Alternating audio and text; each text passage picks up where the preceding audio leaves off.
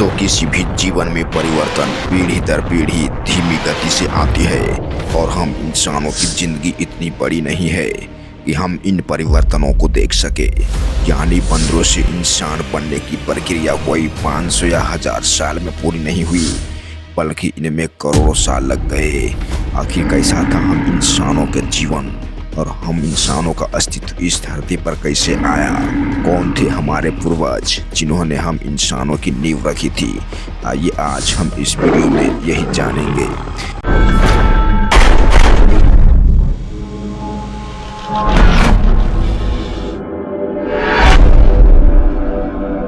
दोस्तों, हमारी पृथ्वी अरबों साल पहले अस्तित्व में आई थी और इन्हीं अरबों साल में एक समय ऐसा भी था जब इस धरती पर डायनासोर का राज हुआ करता था।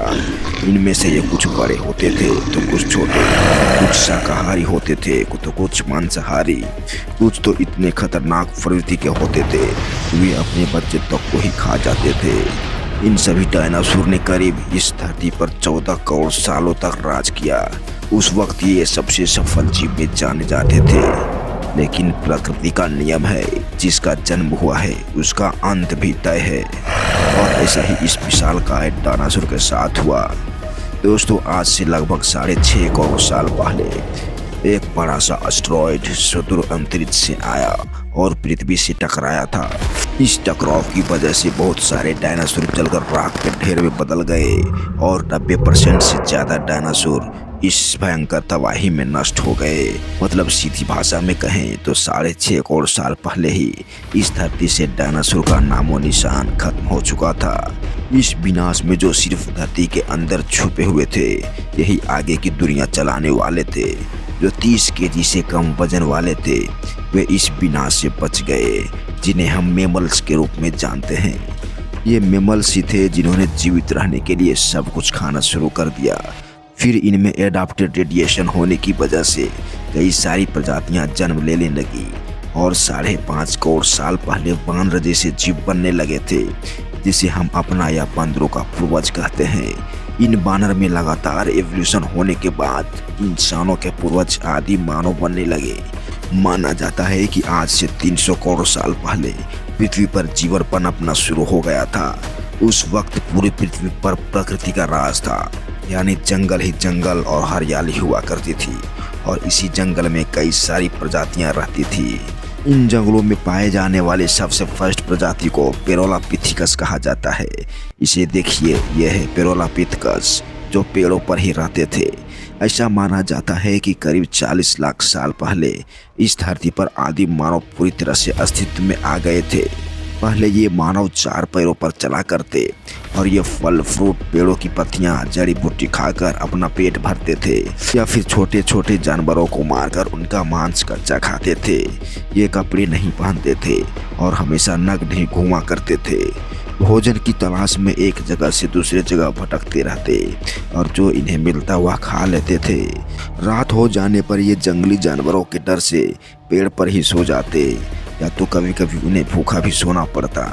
लेकिन जैसे जैसे प्रकृति ने अपना काम किया, इनमें मानसिक विकास बढ़ता गया और नेचुरल सिलेक्शन की वजह से मानव में अनेक परिवर्तन आने लगे। दोस्तों, कहा जाता है कि आज से लगभग 6 लाख साल पहले इंसानों के अनोखे पूर्वज इस धरती पर अस्तित्व में रहे हैं, लेकिन इनमें से अनेक प्रजातियों को बुरी परिस्थितियों और मुश्किल हालातों के कारण हमेशा के लिए इस दुनिया से विलुप्त होना पड़ा था और कुछ गिनी चुनी प्रजातियां ही मुश्किल हालातों का सामना करते हुए यहाँ तक पहुँची और इस पृथ्वी पर टिकी रही। मतलब कहा जाए तो आधुनिक मनुष्य नर बानरों से संबंध रखते हैं और नर बानर उन स्तनधारी जीव से संबंध रखते थे जो पूर्ण रूप से विकसित तथा बुद्धिमान थे। मनुष्य के साथ साथ आधुनिक बंदर तथा चिंपैंजी आदि भी स्तनधारी वर्ग में से संबंध रखते थे। अगर उन्हें शारीरिक तौर पर देखा जाए तो उनके शरीर पर घने बाल होते थे तथा डरावना चेहरा और लंबे लंबे नाखून होती थी, जो कि उस समय भौगोलिक कारणों की वजह से रही होंगी। आदि मानव का जीवन आज के इंसानों से काफी अलग था। वे बहुत लंबे समय तक जीवित रहते थे। जैसे जैसे इनमें मानव विकास होता गया, ये अपने आसपास का ज्ञान प्राप्त करने लगे। उसके बाद इन्होंने पत्थर के औजार बनाने का भी कार्य शुरू किया उस काल को पूर्व पाषाण काल भी कहा जाता है। आदि मानव ने तरह तरह के पत्थरों से हथियार एवं औजार बनाए और इसी औजारों का इस्तेमाल ये जंगली जानवरों को मारने के लिए करते थे।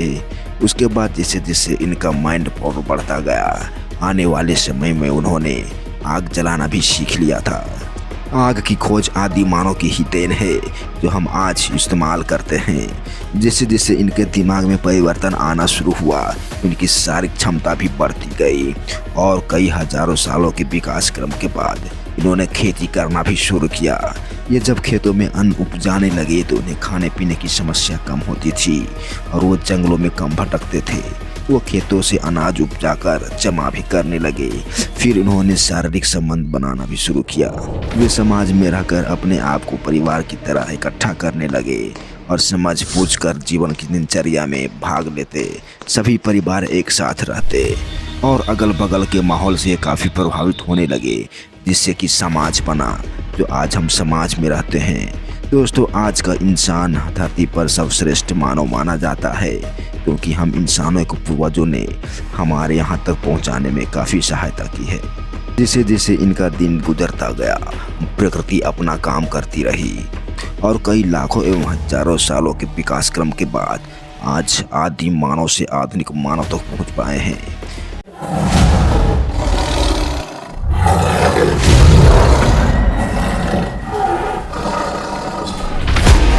दोस्तों, आदि मानव का जीवन एक जंगली प्राणी की तरह था।